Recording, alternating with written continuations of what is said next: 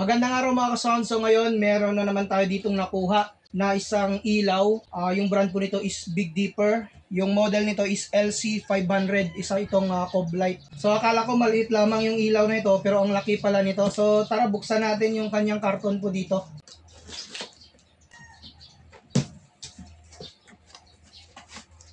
Nakuha ko pala ito sa store ng Castle. Trusted ko na kasi yung store na ito. Saka tingnan po ninyo, no, yung pagkabalot po nila, may mga karton silang nilagay po dito at saka naka-styro rin po yan, kaya safe po yung order natin dito. So ito yung kanyang saksakan, naka-speak on, tapos naka 3 pin. Meron itong user manual. First time ko magkaroon ng ganitong klaseng ilaw, ang laki pala talaga nito. Ayan, tingnan ninyo.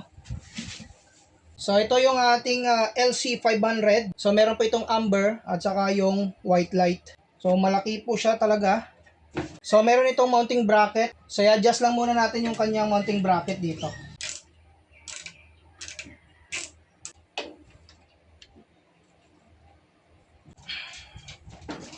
So, ito nga yung ating LC500 na Cob Light po dito. So, kada bulb po nito is 100 watts.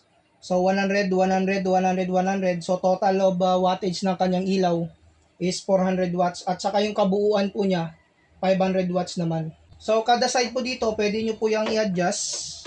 Yan na ano po siya, nagagalaw-galaw po natin. So, ito pala pwedeng pagganahin ito ng DMX 512 light controller. So, sa likuran po niya, may DMX in, DMX out, yung control panel, tapos yung kanyang power in, power out po dito. At saka yung Big Dipper po niya dito, naka-print na talaga dito yung Big Dipper na brand. May authentic label po siya dito. So, ito po yung ating LC500 na Cob Light. Makikita po yun, napakastig talaga ng itsura po nito. So ito talaga yung mas magandang gamitin pang stage lighting. So ito naman yung likuran po niya. Ayan. So ngayon, pailawin po natin. Ipakita ko sa inyo yung kanyang sample na ilaw po dito. So ito mga ka-sounds, yung ating light check po dito. Makikita po niyo talagang malakas po yung ilaw po nito. Sinide view ko lang para hindi po masilaw sa ating camera. Bali ito yung warm white light. Combination po ito ng yellow light po niya at saka yung white light. So bali naka-changing colors po tayo dito. Manual lang muna tayo sa control panel po niya. Pakita ko na sa inyo yung mga kulay po nito. Ayan, makikita po niyo. Ito po yung mga patterns. Ito yung kanyang amber na ilaw. Ayan, makikita po niyo, yellow po yan. So ito po yung mga patterns ng ilaw po niya. So pindot ulit po tayo dito. Ayan, kung makikita po nyo, papalit-palit yung direction ng kanyang ilaw po dito. No, mas maganda rin na ikabit natin ito sa DMX para mas kontrolado natin ng maayos. So, ganyan kaganda si LC500 po natin na Cob Light po dito. So, ito naman is yung kanyang changing colors. Pwede nyo pong i-adjust yung speed ng ilaw po niya. Harap ulit po natin. So, malakas talaga yung ilaw po nito, kaya hindi lang natin siya pwedeng iharap ng direkta sa camera po natin. So, changing colors po yan. Meron din po ditong mga flash, sound active. Pwede nyo po ditong i-apply sa ating LC500 ng Big Dipper.